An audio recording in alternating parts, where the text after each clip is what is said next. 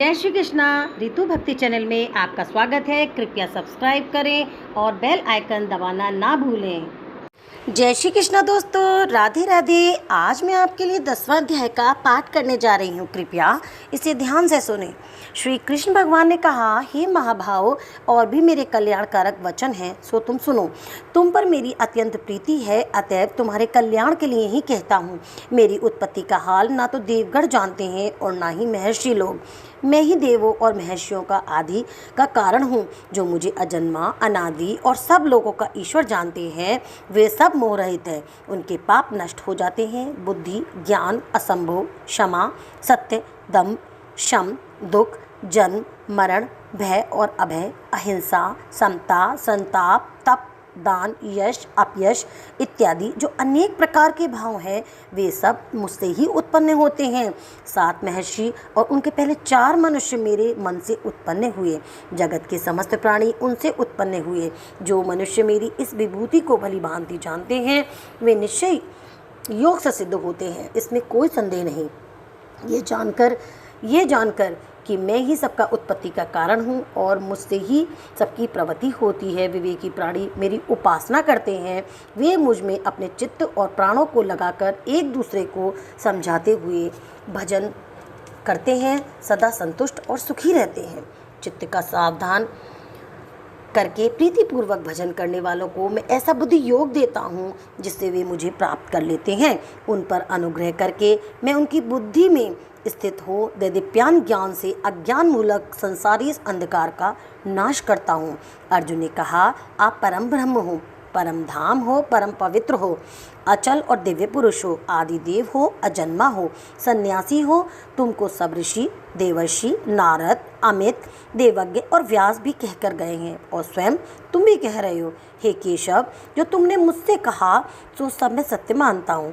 हे भगवान, देवता और दानव इन दोनों ने ही तुम्हारे रूप को नहीं जाना है। हे सब जीवों के उत्पन्न करने वाले भूतेश, हे देव, हे जगतपते, हे पुरुषोत्तम, आप स्वयं ही अपने मन को जानते हैं। अतएव आप अपनी उन विभूतियों का हाल पूर्णतः वर्णन कीजिए जिनके द्वारा आप इन सब लोकों में व्याप्त हो रहे हैं। हे योगिन, हे भगवान, सदैव आपका चिंतन करता हुआ मैं आपको किस प्रकार से जान सकता हूँ? आपका ध्यान किन किन भावों से करना योग्य है? हे जनार्दन, कृपया अपनी माया और विभूतियों को विस्तार से कहिए।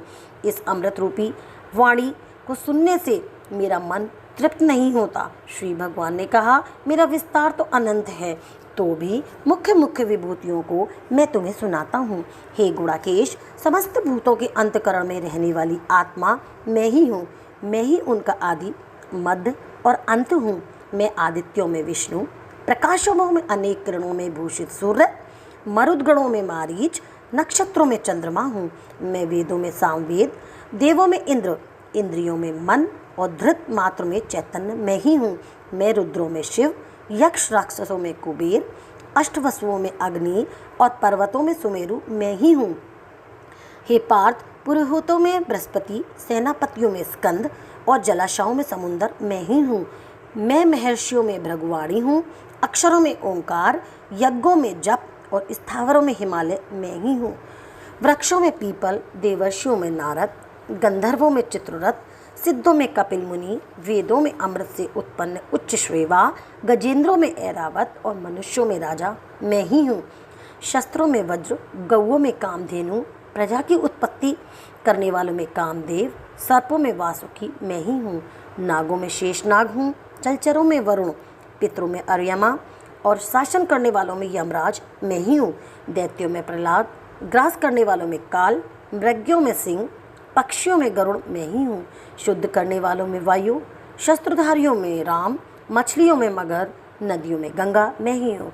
हे अर्जुन, मैं सब प्राणियों का आदि, मध्य, अंत, विद्याओं में आध्यात्म विद्या और वाद विवाद में वाद में ही हूँ।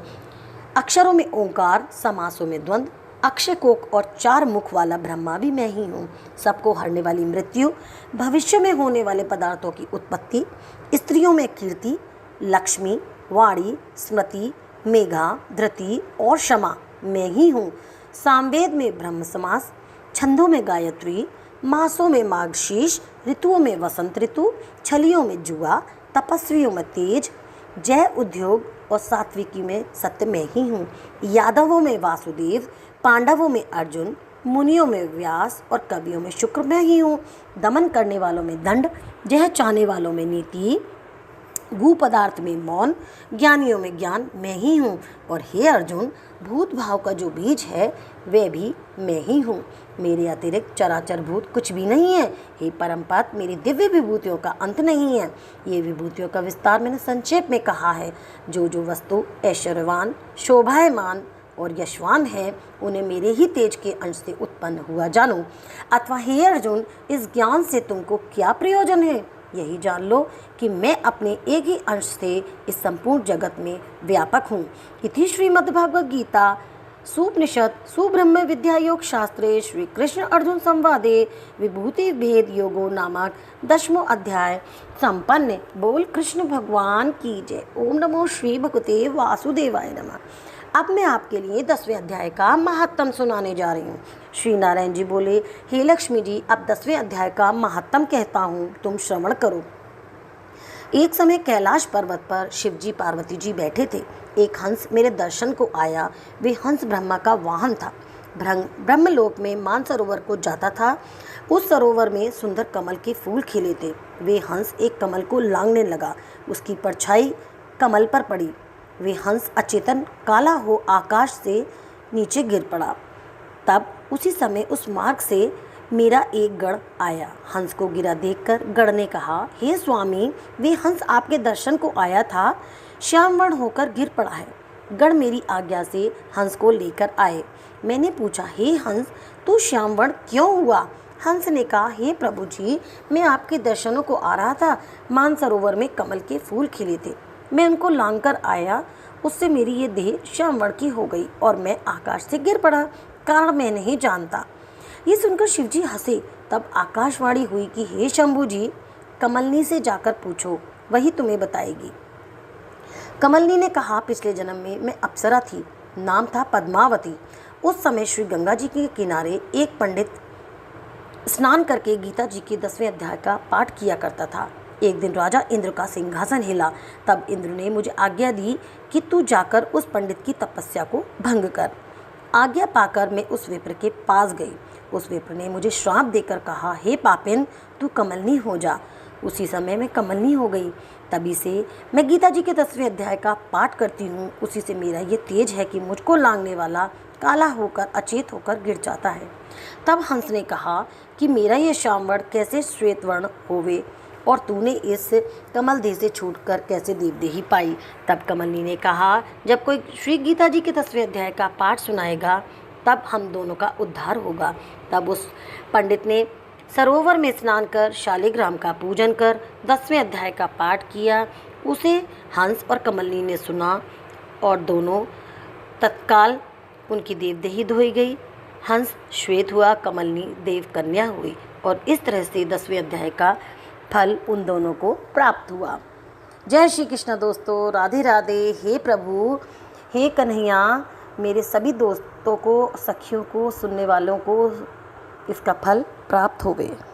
जय श्री कृष्ण। वीडियो देखने के लिए आपका बहुत बहुत धन्यवाद। यहाँ दिख रहे 2 वीडियो पर दबाकर आप और भी मेरे वीडियो देख सकते हैं। जय श्री कृष्ण, राधे राधे।